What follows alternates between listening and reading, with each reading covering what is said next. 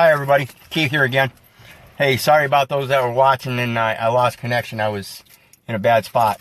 So we're back up again and hopefully we can get this done here.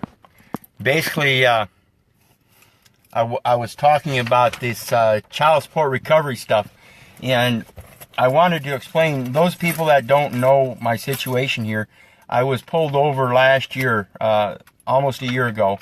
Actually, just a little over a year ago, and it was for invalid plates and registration. And when they pulled me over, of course, I lost my job. I did have some kind of income where I was paying child support, and even though I was still trying to research it and figure out how to get around it because I still knew it wasn't right. So finally, through the course of the actions in the case from getting pulled over for the invalid plates, I went through trial and everything, and during that trial I entered some documents. And those documents that I entered were, one was the affidavit of domicile, a statutory declaration of true name, and affidavit of age of majority and power of attorney. And when I entered those documents, now this was when I got pulled over. That was August 24th of last year. And that left 4 months that, 5 months. 5 months that child support didn't get any payment. And of course, after the first month, they started sending notice that they were going to put a suspension of my licensing privileges, including my driver license, fishing license, any hunting license, anything like that. And they were going to put a restriction on those until I caught up my child support. Well, when I entered those documents, I got up to my sentencing date, or actually, I was actually in jail. It was February of this year when I got this. So it had been a total of 6 months since I'd even had any contact with Child Support Recovery Unit, other than the things they sent me. So when I got this, I was kind of surprised, but I want to put it out there and let you know that that's what these documents will do. Notice of withdrawal of certificate of non-compliance. And I assure you people, here it is a full year later, and I still have not paid a dime.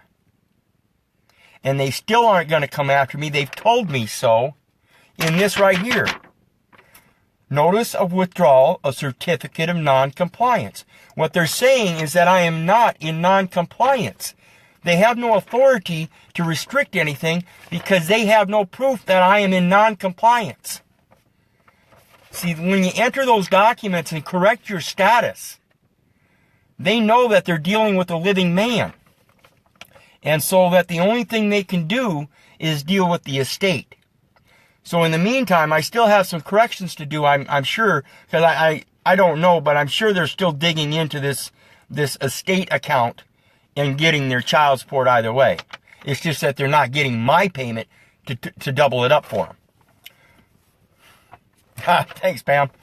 And I'll go ahead and read this off. It's got the basic contact information up on the top and everything, as far as the date notice prepared, the case number, worker ID, Child Support Recovery Unit, and the address and telephone and all that. And then it's also got the estate name, Keith O. Little, which of course is in all capital letters. And then it's got the address of 225 East 6th Street, which is the county jail, and it's listed as Waterloo, Iowa, with a zip code, and that's all capital letters. That tells you it's a federal zone for federal corporation, not the United States of America federal government, but the federal corporation known as the United States. They are two different things. Again, Title 28 of the United States Code, 3002, Section 15A. Look it up and you'll see it tells you. The United States is a federal corporation and not a government, including the judicial procedural section. That's telling you that when you're dealing with these corporations and those United States codes, United States Code is corporate regulation. Now, if you want to be a Walmart employee, go ahead and go fill out an application, and then you can be a Walmart employee. As far as I'm concerned, I have no application with the federal corporation. Now, it goes on to say payer's name. And then again, it says it's all capital letters. It's the estate that's paying. And then it's got the Social Security number. And then it says to Iowa Department of Transportation, Iowa Department of Natural Resources. And of course, those are both all capital letters. Again, part of the federal corporation. Even though they're Iowa State, they're just sub-corporations of that federal corporation. Then it goes on to say, this notice tells you that the certificate of non-compliance, notice it says certificate. Certificate is a financial instrument. Certificate of non-compliance issued by the Child Support Recovery Unit for the above-named payer on the 13th day of January 2017 is withdrawn as of the date on this notice. Terminate all steps to enforce a license sanction against Keith O. Little, according to Iowa Code Section 252J.85, and immediately reinstate, renew, or issue licenses and motor vehicle registrations if the obligor is otherwise in compliance with your licensing requirements. A copy of this form has been sent to, get this people, a copy of this form has been sent to the corporation name. All capital letters, Keith O. Little. Then how come I got it here? If it was sent to the estate, then they mean that they sent it to the Secretary of State. So understand how they're perverting all these words. Then it says, then it's got some kind of squiggly line down here, Child Support Recovery Unit. It doesn't say signature or anything. It just a line and some little squiggly mark like somebody signed it. I don't know whose signature that is. And if you ask them, nobody down there will know what it is either. Again, I assure you, nobody is ever going to sign a contract. Nobody. You go to the Department of Motor Vehicles, your name is the only one that's going to get signed on that license. That is not a valid contract. Matter of fact, it is a false instrument. And then it goes to say, to the payor. Again, we know the payor is the all caps name. And they're writing this out as if though I'm the payor. Because they expect the payor to read it. The payor cannot read it. The payor is just another piece of paper with a bunch of words on it. Understand this, people. Understand this clearly. Get these documents published, documented, and recorded. That's all you got to do. Make sure they get recorded the proper way and sent out to the right people. And I assure you, the process works. Now, I don't know if you want to go ahead and do the UCC one and all that. That's not my part. 1 Timothy chapter 6, verse 10, for the love of money is the root of all evil. And that's part of the whole problem here is HJR 192 is what allows all this. HJR 192, in fact, I just got into a discussion with somebody, is what makes it possible for them to tax everybody for the use of the Federal Reserve notes, which are corporate property. And they tax you because they have to handle their property. They have to do all the accounting. And that's why they get away with all the bullshit on the ledgering. It's their property.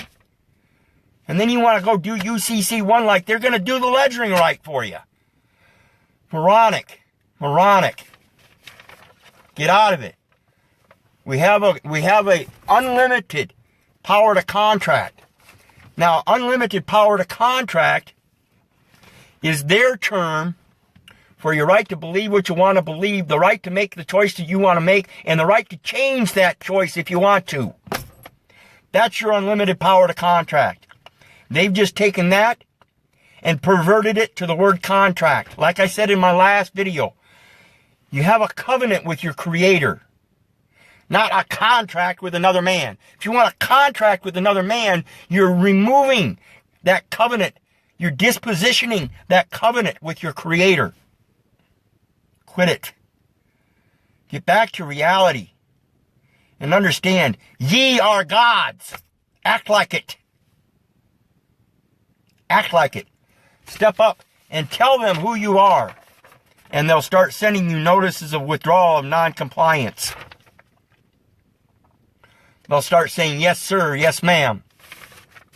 They won't care whether you got long hair or not. They won't care what you do. So, just so you know, progress can be made. You just got to do the research and put in the effort.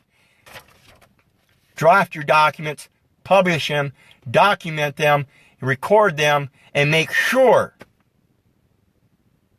to pass that on. Our next generation's got it worse than us. If we don't learn this, get it down, and pass it on to them. You think this public not enough education system's good?